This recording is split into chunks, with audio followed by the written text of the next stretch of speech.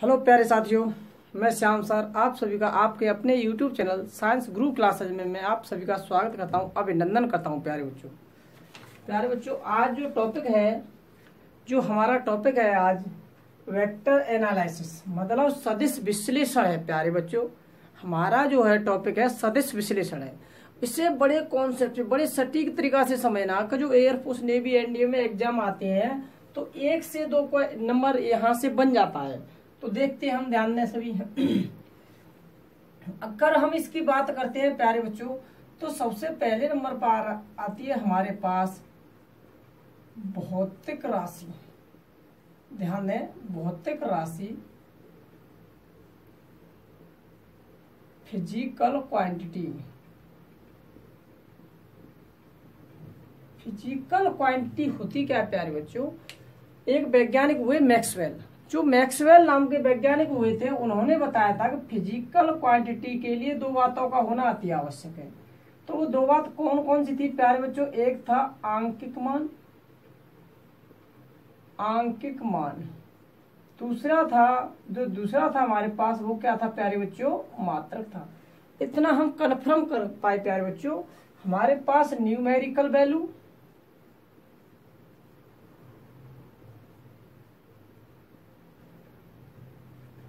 दूसरा था प्यारे बच्चों यूनिट।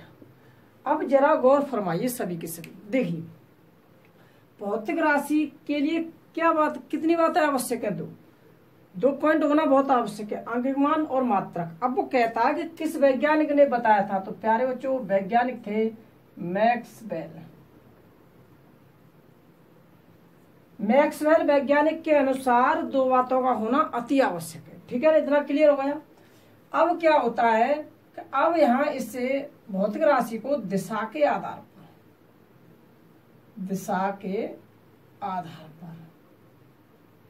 Base of direction. अब प्यारे बच्चों इसे दिशा के आधार पर जब बांटा जाता है तो अब जरा ध्यान देना, गौर से ध्यान देना सभी बच्चे। मैं एक शॉर्टकट में समझाऊंगा आपको, फिर लॉन्ग में समझाऊंगा। ध्यान देना सभी। देखिए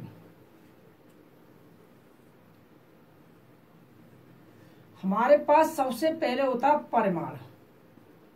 ये मैंने बना दिया प्यारे बच्चों परिमाण।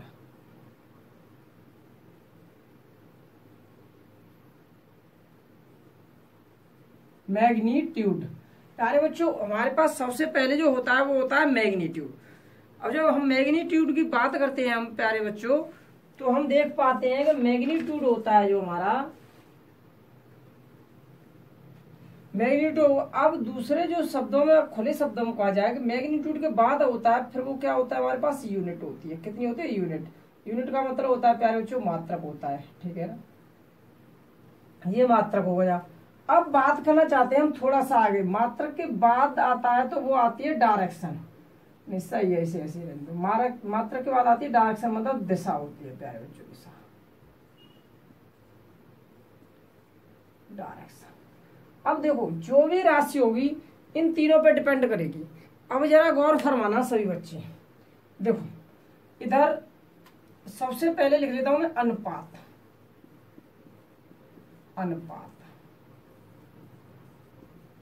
रेशियो। क्लियर है?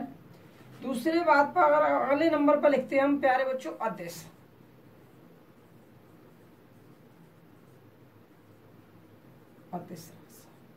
क्वांटिटी हो जाएगी अदिश राशि। जरा ध्यान दें, गौर फरमाएं सभी के सभी।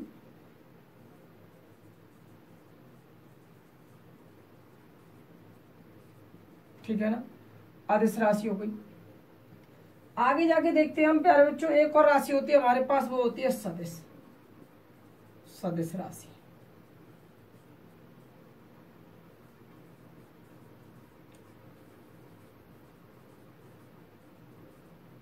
Vector quantity. अब जरा गौर फरमाना, देखना हमें सब कुछ दिया है। अब यहां से हम एक लॉजिकली जानेंगे कि होती क्या है। अब समझिए, अगर केवल कोई राशि हमें अनुपात के रूप में होती है तो उसमें जो केवल और केवल ओनली होता है, ओनली की बात करेंगे तो क्या होता है? मैग्नीट्यूड। जो मैग्नीट्यूड के रूप में प्राप्त होगी, केवल परिमाण होगा, वो क्या होगी, वो राशि किसके रूप में प्राप्त होगी, अनुपात के रूप में प्राप्त होगी। मैग्नीट्यूड होगा वो केवल किसके रूप में प्राप्त होगी, अनुपात के रूप में प्राप्त होगी। लेकिन जब बात करेंगे तो मैग्नीट्यूड होगा तो अनुपात के रूप में प्राप्त होगी। अब अदिश राशि की बात करते हैं, ध्यान देना, अदिश राशि में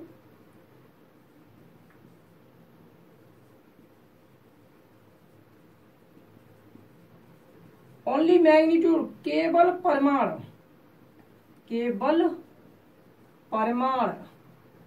परिमाण, लेकिन और क्या होगी इसमें,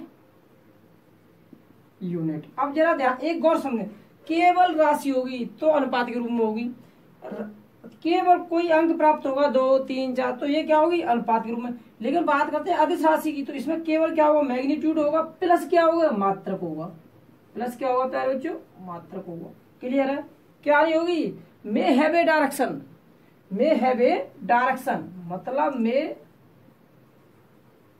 हैव ए डायरेक्शन, मतलब दिशा हो सकती है,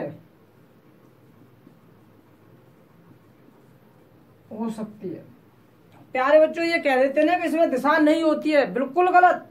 अगर ऑप्शन में कहीं भी क्वेश्चन बनता है क्या अदिश राशि में डायरेक्शन होती है, तो ऑप्शन होती है, मे हैव ए डायरेक्शन, मतलब दिशा हो सकती है। क्लियर है ना। अब इसे समझो आगे, अदिश सदिश राशि, इसमें मैग्नीट्यूड होता है, magnitude plus unit plus direction.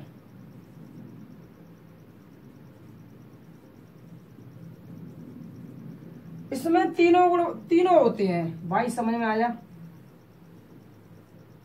इतना क्लियर हुआ।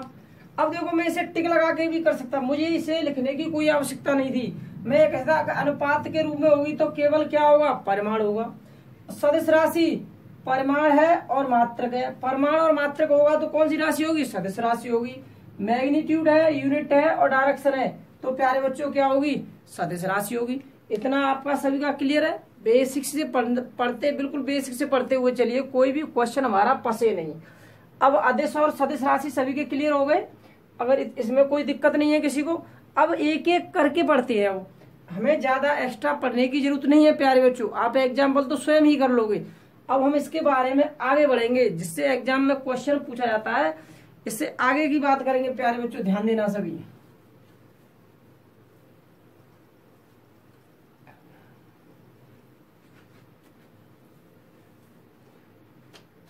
जो स्केलर क्वांटिटी, देखो स्केलर क्वांटिटी कोई खास नहीं है। अदिश राशि, एक एक पॉइंट बताऊंगा मैं। अदिश राशि,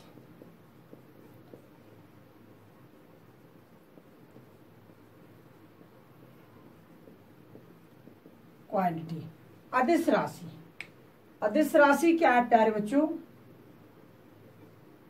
केवल परिमाण, केवल परिमाण। परिमाण में और क्या जोड़ दूं प्यारे बच्चों में, मात्रक। ये क्लियर है, ये क्या अदिश राशि है। अब अदिश राशि के लिए एक मेन पॉइंट होता है कि अदिश राशि को किससे जोड़ा जा सकता है, तो हम कहेंगे अदिश राशि के लिए बीजगणितीय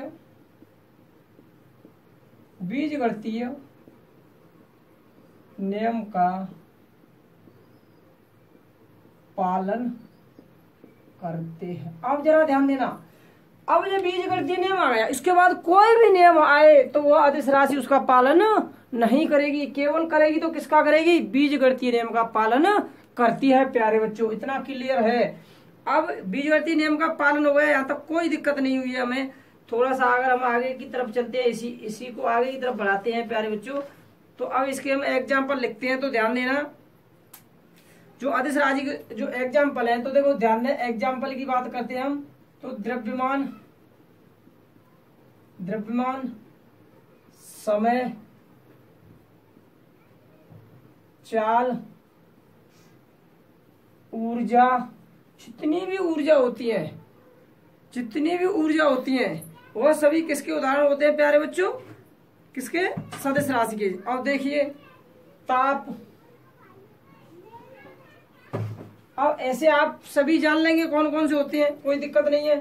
आगे बात करते हैं हम वेक्टर क्वांटिटी, मतलब सदिश राशि की। सदिश राशि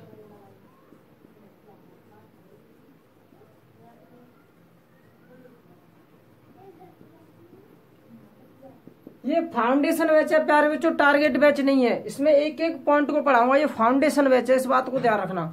एक एक टॉपिक को पढ़ाऊंगा, बड़े सटीक तैयार से पढ़ाऊंगा सभी को, एक एक टॉपिक को। अब देखिए सदिश राशि किसे कहते हैं। सदिश राशि का मतलब है प्यारे बच्चों, इसमें परिमाण होगा प्लस मात्रक होगा प्लस क्या होगी, दिशा होगा प्यारे बच्चों। क्लियर है। तो सदिश राशि परिमाण मात्रक दिशा तीनों होंगे तो वो कौन सी राशि कहलाएगी, सदिश राशि कहलाएगी प्यारे बच्चों। कौन सी राशि कहलाएगी, सदिश राशि कहलाएगी। अब अगर आप नेक्स्ट पॉइंट समझते हैं बढ़िया तरह से, अब देखो क्या सदिश राशि किन नियमों का पालन करती है। तो सबसे पहला होगा सदिश योग के नियम का पालन करती है प्यारे बच्चों। इतना क्लियर। दूसरा पॉइंट यही कि यही, अगर हम दूसरा पॉइंट इसी जगह लेंगे हम, तो हम कहेंगे त्रिभुज के नियम का पालन करती है। किसके नियम का, त्रिभुज, त्रिभुज के नियम का पालन करती है। तीसरा पॉइंट प्यारे बच्चों इसी जगह अगर हम तीसरे पॉइंट की बात करते हैं, अगर यही हम तीसरे पॉइंट की बात करते हैं तो तीसरा पॉइंट क्या होता है कि समांतर। तीसरा पॉइंट जो होगा प्यारे बच्चों हमारे पास क्या होगा, सभी के सभी ध्यान दें, समांतर चतुर्भुज के नियम का पालन करती है।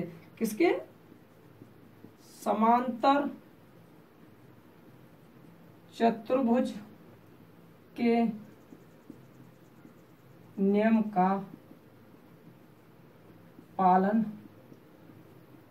करती है। अब जरा गौर फरमाए सभी की सभी, देखो सदिश और अदिश वो स्पष्ट कहता है कि अदिश राशि किस नियम के पालन करती है, तो अदिश राशि केवल किस नियम का पालन करेगी, बीजगणितीय नियम का पालन करेगी। लेकिन जब जब कहेगा सदिश की बात करेगा तो सदिश तीनों का पालन करेगी और इसमें से एक का भी पालन नहीं करेगी तो वो सदिश राशि नहीं होगी। अगर मैं कह दूं कि त्रिभुज के नियम का पालन कौन सी राशि करती है तो हम कहेंगे सदिश। कौन सी नहीं करती है, अदिश। अगर हम कह दें कि बीजगणितीय नियम का पालन क्या सदिश राशि करती है तो नहीं करती है प्यारे बच्चों। इस बात को क्लियर ध्यान रखना। इतना क्लियर हो गया सभी का। अब देखिए इतने के बाद अगर एक इसका होता है प्रतीक, समझे, प्रतीक जो सिंबल होता है, इसका जो प्रतीक होता है, तो देखो प्रतीक क्या होता है, इस बात को हम समझते हैं कि प्रतीक का मतलब क्या है, सिंबल का। सिंबल समझे जरा। सिंबल के लिए हम एक इस प्रकार से एक एरो बनाते हैं, ध्यान देना गौर से। इस प्रकार से प्यारे बच्चों हमने एक एरो बना दिया। ये जो एरो है गौर से समझना सभी के सभी। ये जो एरो है मेरे पास, अब यहां हम क्या मानेंगे, टेल। टेल हो गया भाई, मेरे टेल है मेरे पास। ये क्या हो जाएगा, हेड। हेड हो गया भाई। अब देखो ये पुच्छ भाग है, इसका क्या भाग है, पुच्छ। और ये इसका क्या है प्यारे बच्चों, से कोई दिक्कत की बात नहीं है। अब जब पुच्छ से अगर सिर तक की जो लंबाई होती है, क्या होती है, लंबाई। और किसी भी वेक्टर की लंबाई ही, जो ये लंबाई है, ये लंबाई ही क्या कहलाती है प्यारे बच्चों, परिमाण कहलाती है। किसी भी वेक्टर की लंबाई ही क्या कहलाएगी, परिमाण कहलाएगी प्यारे बच्चों।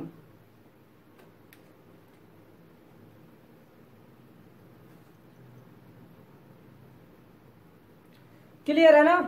अब देखो एक और पॉइंट समझते हैं यहाँ कि केवल इसका मतलब क्या है। देखो आगे ये लगा हुआ है इस प्रकार से, इसका मतलब क्या है जो हेड पे लगा हुआ है, तो यह केवल दिशा को बताता है। किसको, दिशा को बताता है। किसे बता रहा है ये, दिशा को।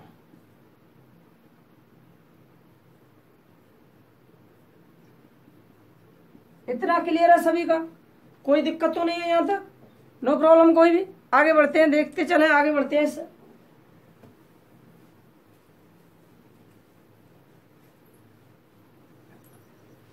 अब जब आगे की बात कर ही रहे हैं हम, तो आगे आगे देखते हैं प्यारे बच्चों, जरा ध्यान देना गौर से, आगे की हम बात कर रहे हैं। तो अब क्या होता है कि इसका एग्जाम्पल आता है प्यारे बच्चों, जो सदिश राशि का एग्जाम्पल होता है, वो सदिश राशि का एग्जाम्पल क्या होता है उसे देखते हैं। तो देखो जैसे विस्थापन, विस्थापन, वेग, भार, बल, अल्प क्षेत्रफल। अब देखो वहां द्रव्यमान था और यहाँ पर क्या प्यारे बच्चों, भार है। ये अल्प क्षेत्रफल भी किस में आता है प्यारे बच्चों, सदिश राशि में आता है। अल्प क्षेत्रफल किस में आता है, सदिश राशि में ही आता है। आगे संवेग, आवेग, बल आघूर्ण, ये सभी किसके एग्जाम्पल है प्यारे बच्चों, ये सभी सदिश राशि के एग्जाम्पल है। किसके एग्जाम्पल है, सदिश राशि के। अच्छा अब क्या हुआ कि सदिश राशि को दो भागों में बांटा गया। इसके बाद क्या होता है कि सदिश राशि को प्यारे बच्चों टू टाइप्स में बांट दिया, division by scalar vector quantity into two type. सदिश राशि को दो भागों में बांट दिया जाता है। तो अब वो दो भाग कौन कौन से प्यारे बच्चों, उसे जानते हैं हम। नंबर 1 ध्रुवीय। अब पहला जो बात कर रहे हैं हम प्यारे बच्चों, ध्रुवीय सदिश की बात कर रहे हैं। किस सदिश की बात कर रहे हैं, ध्रुवीय सदिश। अब ये ध्रुवीय सदिश है प्यारे बच्चों, होता क्या है इसे जानते हैं हम। ध्रुवीय सदिश क्या है, पोलर वेक्टर है। जो है क्या बीमारी से समझते हैं।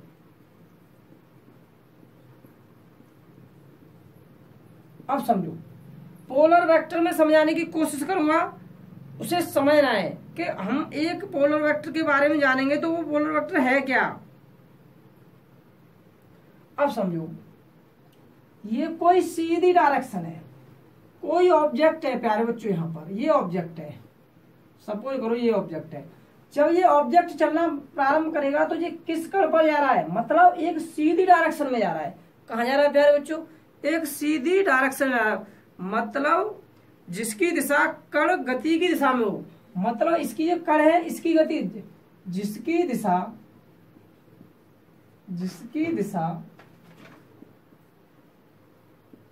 कण गति की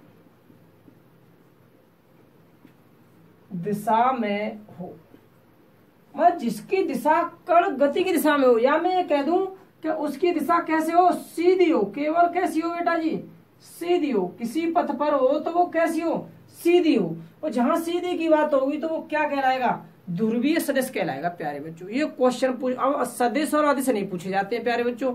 अब इसमें बड़ा लॉजिक होता है। अब इसके जो एग्जाम्पल है प्यारे बच्चों वो कौन से, ये देखते हैं हम। देखो अब ये होता क्या है इसे भी जानते हैं। अब देखो यहां से चलना प्रारंभ करें तो यहां पर क्या होगा, आरंभिक बिंदु होगा। ये आरंभिक बिंदु हो गया। यहां जब ये अंत करेगा तो ये कौन सा बिंदु, अंतिम बिंदु होगा, अंतिम बिंदु। जब प्रारंभिक बिंदु और अंतिम बिंदु के बीच की दूरी होती है उसी को क्या बोलते हैं प्यारे बच्चों, विस्थापन। क्या बोलते हैं, विस्थापन बोलते हैं। क्या बोलते हैं हम, विस्थापन बोलते हैं। अब इसके एग्जाम्पल की बात करेगा, एग्जाम्पल तो सबसे पहले क्या आ जाएगा, विस्थापन। फिर क्या आ जाएगा, वेग। विस्थापन हो गया, वेग हो गया, बल हो गया। ये सब कैसे एक ही रेखा में लगने वाले हैं। तो इसका मतलब ये कौन से सदिश हो गए, ध्रुवीय सदिश की बात हो गई प्यारे बच्चों। अब अक्षीय सदिश देखते हैं। कौन सा सदिश, अक्षीय सदिश। अक्षीय सदिश। अब अक्षीय सदिश की जब हम बात कर रहे हैं प्यारे बच्चों, ध्यान देना सभी के सभी। एक्सियल सदिश, ठीक है ना। अब समझो इसे भी। ये क्या होता है, ये होता है कि जिसकी दिशा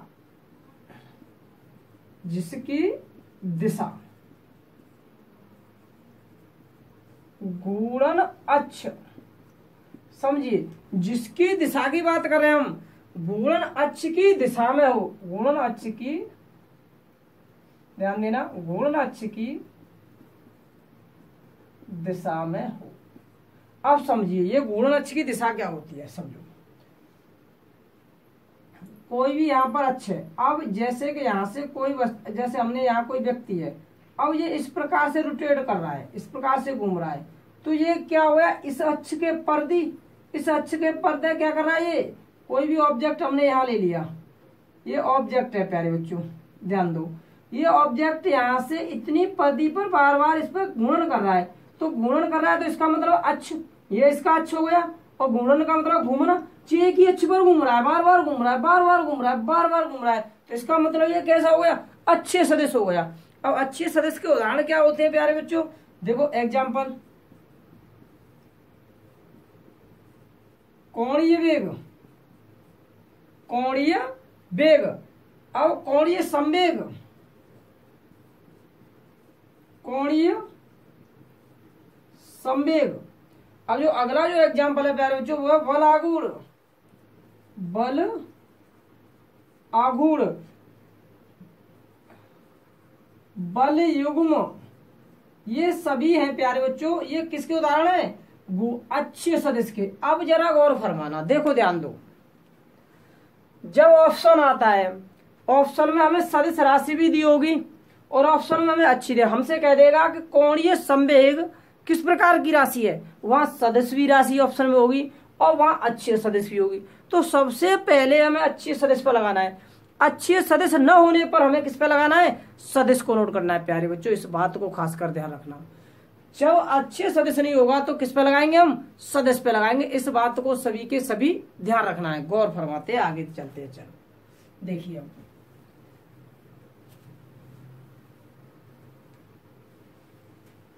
आगे समझो, इतना क्लियर हो गया प्यारे बच्चों सभी का। अब आगे की बात करते हैं, अब आगे सभी के सभी समझ रहे हैं। अब हम समझते हैं कि मतलब सदिशों का रिप्रेजेंटेशन, मतलब सदिशों का निरूपण।